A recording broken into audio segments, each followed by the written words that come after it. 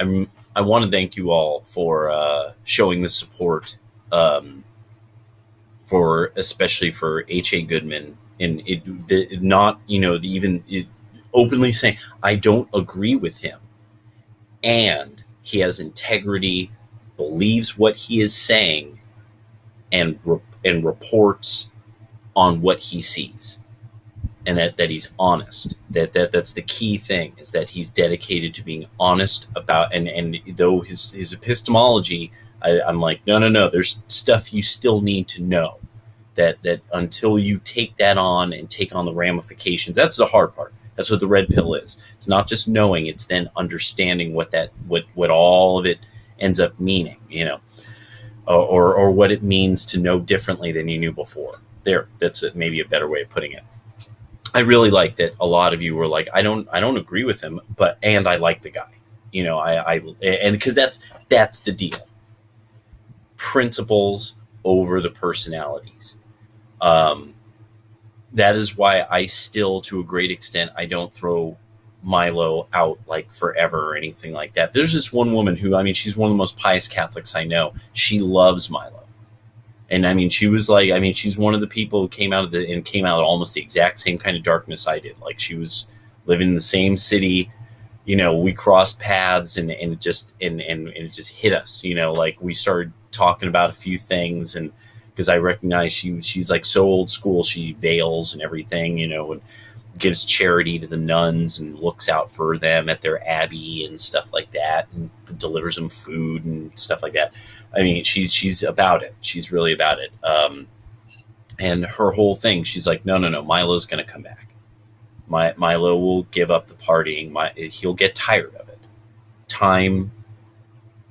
That's the beauty of time. It wears on you. It's the mileage. It ain't the time. It's the mileage.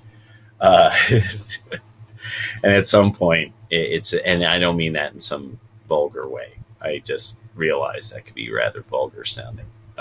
It just, as time goes on, you're just not young and beautiful anymore, and you got to concentrate on the things that are constants in life. And I can't fault somebody for wanting some kind of companionship. I won't be anybody's judge at the end of things. So I don't throw him on under the bus, because he does present, well, these are my vices. This is obviously who I am, and who I am is obviously quite troubled, and I can admit this to you. And that, I like that. That self-effacing quality is uniquely from our Christian and specifically British and German heritages. Putting on airs was seen as a low thing in our society historically. And there's certain communities that were more into that than others, and they were picked out for this. And we just don't read books on this anymore. My audience maybe looks into old books that say bad things about different kinds of people and stuff. But it is what it is. That there's a thing about the conservatives and the right with the young that's very different than the older. The GOP, and I remember even hearing a conservative wrote about this, the typical GOP, the cucks, as we are calling them now often. I also, a lot of times will call them like they're conservative chuckleheads. That well, people are getting crazier every day, but I try to stay good with the scriptures and but who am I to tell people how to live? And because some people need, some, free housing and welfare, and need me to give them all their, there's really some people, I can't quite describe it because I can't get in their heads enough, but why should we have borders? Jesus wouldn't have wanted borders. Weird ass crazy things like that, where you're like, how the fuck are you so successful in life? God damn it. How did you get where you got? What the hell? Really, where you're just sitting there, it is really, and that you realize, no, there's this great gulf between the young conservatives, young right, young, the the new young traditionalists and all that. It's very different. And one of the things is that we've, especially I've noticed it among you millennials. This is actually something I really want to give you all credit for. You all really don't like the throwing motherfuckers under the bus. You all really don't like that. And I have to tell you that that's something I appreciate greatly. You all don't like the idea of just chuck someone under the fucking tires of progress because they did something that for 5 minutes was controversial. That's really like I saw it in Gamergate that you guys stuck to your guns, and more and more there's been different people like the PewDiePie thing, just keeping up the dank lols, all that. You guys are like, no, I don't care what that person, that person, that person, that person. I don't care. I'm going to decide, and I'm going to wait. I'm going to wait to see what happens because I'm betting that the story I'm hearing is not complete yet. The story hasn't fully unfolded, and that, or when the story fully unfolds, that you're like, yeah, this person has exactly this set of problems with them, and this is what they do well, and I can appreciate that. And this is something I've and that all the entities that have thrown people under the bus who are on the right have all lost from it. All these people who were, somebody at one point on the right, but on the chucklehead right, and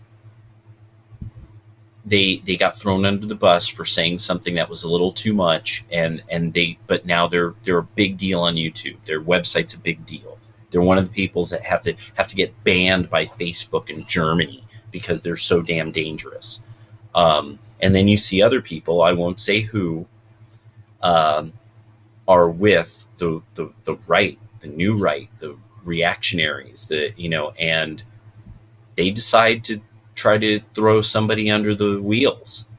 They take the white knighting a little too far, and the story hasn't unfolded. And then you find out like, oh, yeah, no, you're now like you've proven that you might just be a bit stabby. You are sure you're right about this, but the stance you took really kind of looks sort of melodramatic, and like you were hoping you could do a little backstabbing and get away with it, and all right, that is what it is. And that those people don't get the same rewards. They don't get the same fan base. They get a record amount of anti-Semitic comments on their Twitter account, which that's not my bag. That's not my bag. But that's what some people end up doing. That's the choices they make. And I've just found this very interesting that this is solidly starting to change. That you once saw this on the standard right, people who were trying to be good guys getting chucked under the bus, and more now as the people really are going by principles. Now you're seeing, oh no, the personality game is fundamentally liberal, postmodern, and it tends toward going leftward and right through the Overton window, while the right has principles. And so the idea of honor and integrity, that somebody could be like H.A. Goodman, the guy doesn't fold on his principles. And if he were to change something, he would say, this is the evidence I got, I am changing my point of view. He's fair about that. So he can be respected by the right, for at least who he is who he is. He's not playing a double game, because it's now really showing through on the right. People don't like the duplicitousness.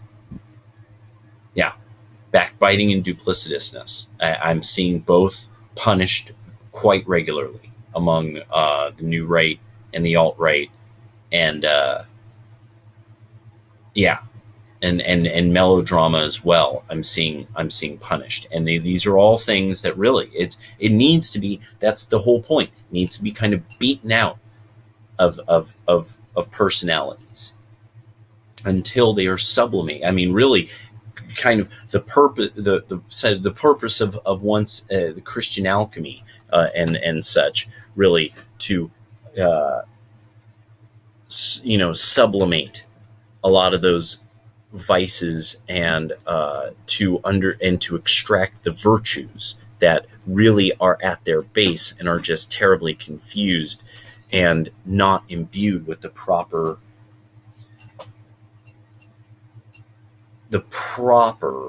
spirit, so that the deficiency that's necessary, the proper solute, could be applied from the supernatural world. And then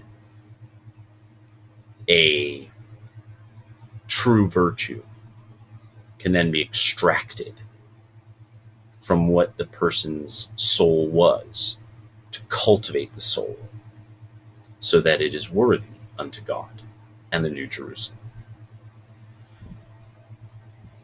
We used to have not better methods, but a better sense of this. And we kind of call it manners, but it was really trying to perfect the Christian psyche. This went too far, and you see it in evangelicalism. People like Hard Bastard have pointed this out to some degree. It ends up becoming very much like how the Jehovah's Witnesses, they're not, I mean, really, you meet them, I serve these people coffee, they're nice enough people. Very properly dressed, very good manners. It's just that if you take self-perfection too far, it takes things too far. It becomes an extreme. And then you get Jesuitism, the poison of charism. The right keeps you humble. Shitlords keep one humble. It's very handy. It's very, very handy. Well,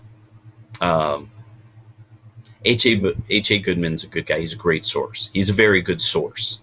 I also want to point out, you don't have to agree with the guy or anything. He believed in it, but he was very important at one point. If you're unfamiliar with H.A. Goodman, the DNC leaks, there's also one other person that this involved heavily, was DANROLLE,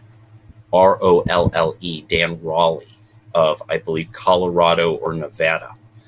And he was one of the first people who really started to point out, like, no, something is going on at this convention. This is not okay. Like, here's a bunch of stuff that's I'm already picking up on. They're just violations of fundamental campaign law and ethics. But then, two, he really caught it. He's the one who really started to be like, no. The DNC is a very, very corrupt organization, and they are using their own internal rules and the different laws of different states to game who has the capacity to even campaign, to even know voters, Democratic voters' names, to therefore campaign to them directly.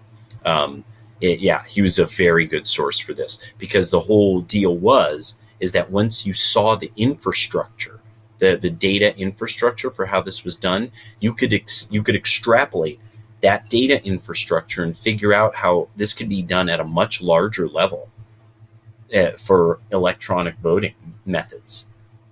So I just want to put that out there, especially for people who you're into IT, information sciences. You are very tech savvy, especially network kind of stuff. If you look up Dan Raleigh and the DNC leaks and stuff like that, eventually you will find an image, and it's the actual image of like, to a schematic of their the way that they were gaming electoral information within the party, so that you had to pay the DNC, like you had to La Plata style, to get names of Democratic voters.